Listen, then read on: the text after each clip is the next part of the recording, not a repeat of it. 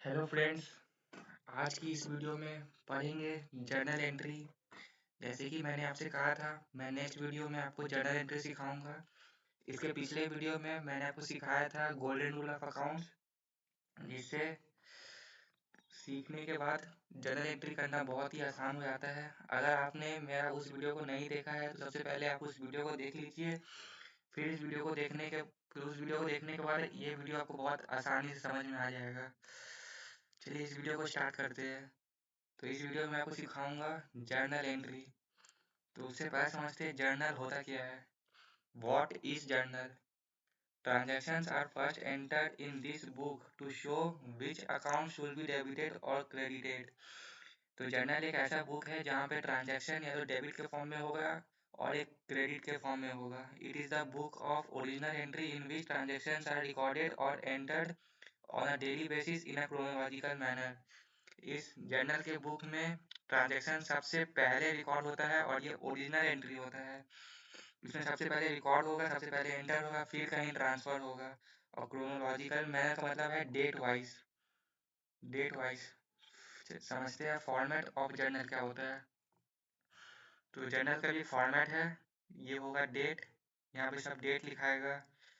Particulars particulars मतलब जो transaction होंगे डेबिट क्रेडिट वो लिखाएंगे। एल एफ का आपको क्लास 11-12 में कुछ काम नहीं पड़ेगा। ये फर्दर स्टडीज में को लगेगा तो मैं आपको बता दूंगा। ये डेबिट का कॉलम है, यहाँ डेबिट अमाउंट लिखाता है। ये क्रेडिट का अमाउंट कॉलम है, यहाँ क्रेडिट अमाउंट लिखाता है। आइए क्वेश्चन से इसको बड़े आसानी से समझते हैं। ये मैंने क्वेश्चन लिखा है, आप चाहे तो इसका स्क्रीनशॉट ले सकते हैं। तो ये डेट है 2022, ये ईयर है अप्रैल 1, अप्रैल 2, अप्रैल 3, अप्रैल 4, अप्रैल 5। 5 ही ट्रांजेक्शन लिया है मैंने स्टार्टिंग में। तो पहला है अप्रैल 1 को, R started business with cash 50,000। तो इस क्वेश्चन से हमें क्या समझ में आ रहा है, आर जो पर्सन का नाम है उसने बिजनेस अपना स्टार्ट किया कैश से। अमाउंट कितना है, 50,000। तो मैंने आपको गोल्डन रूल अकाउंट में समझाया था कि कोई भी बिजनेस में ट्रांजैक्शन होता है तो उसमें 2 एंट्री होगा ही होगा। तो इसमें आर क्या है, पर्सनल अकाउंट। कैश क्या है, एसेट है कैश, तो ये हो जाएगा रियल अकाउंट। तो रियल अकाउंट का नियम क्या है, रूल्स क्या है कि व्हाट कम्स इन डेबिट। तो बिजनेस में कैश क्या हो रहा है, इन हो रहा है। तो ये क्या हुआ, इन हुआ। तो ये क्या होना चाहिए, ये होना चाहिए डेबिट। और पर्सनल अकाउंट का नियम क्या है, गिवर जो होता है वो क्रेडिट होता है। तो गिवर कौन है, आर। तो इसको हम क्रेडिट करेंगे। देखिए मैंने वही लिखा है यहाँ पे, cash account debit to R capital account 50,000 50,000। और ये हम एक नरेशन लिखते हैं, इसको हम नरेशन बोलते हैं। बीइंग बिजनेस स्टार्टेड, ये नरेशन लिखना मैंडेटरी होता है। तो देखिए डेट है 2022 1 अप्रैल, ये कंटिन्यू होते रहेगा।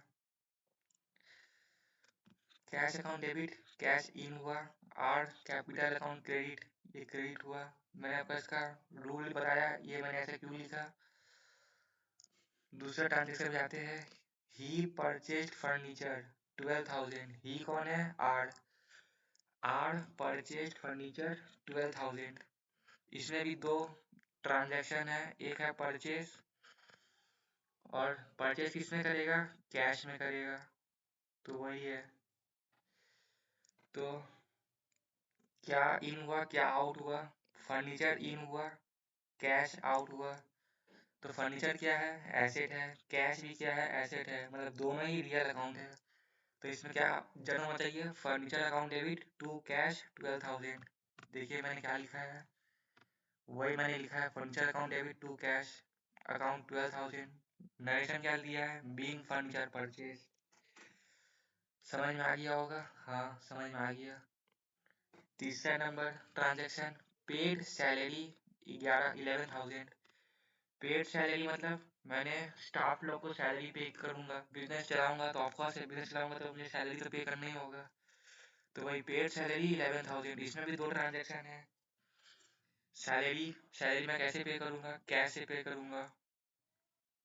तो कैश क्या हो गया, रियल अकाउंट हो गया क्योंकि वो एसेट है। सैलरी मतलब मैं पे कर रहा हूँ, मतलब मेरे हाथ से पैसा जा रहा है, और मेरे हाथ से जब पैसा जा रहा है मतलब वो आउट हो रहा है। सैलरी एक नॉमिनल अकाउंट है, और गोल्डन रूल्स हमने जान ही लिया था कि नॉमिनल अकाउंट में जो भी एक्सपेंस होता है वो डेबिट होता है। तो इसका जनरल क्या होना चाहिए, salary account debit to cash.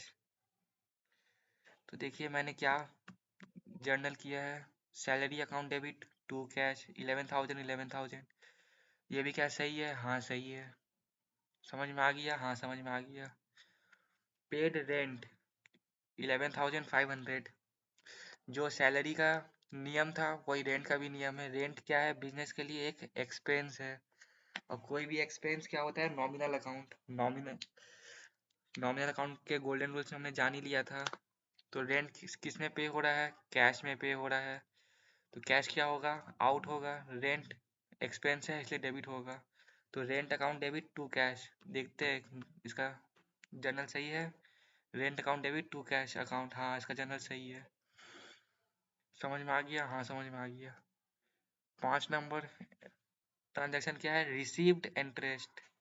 कि ये एक बहुत ही इंटरेस्टिंग क्वेश्चन है। Received interest 20,000। अब आप लोग सोच रहे होंगे कि इंटरेस्ट मिला है तो इसका क्या एंट्री करना है। कि इसमें ज़्यादा सोचने वाला बात है नहीं। इंटरेस्ट मिला मतलब क्या मिला, एक तरह से कैश मिला। और इंटरेस्ट क्या हुआ, नॉमिनल अकाउंट। और नॉमिनल अकाउंट के हमने गोल्डन रूल्स में जान लिया था कि नॉमिनल अकाउंट में एक्सपेंस को डेबिट करते हैं और इनकम को क्रेडिट करते हैं। तो ये कोई एक्सपेंस है नहीं, ये इनकम है। तो इनकम क्या होगा, क्रेडिट। और बचा क्या, डेबिट। डेबिट क्या करेंगे, कैश को डेबिट कर देंगे। देखिए इसका जनरल सही किए हैं, हाँ cash account debit to interest 20,000 20,000, हाँ बीइंग इंटरेस्ट रिसीव्ड।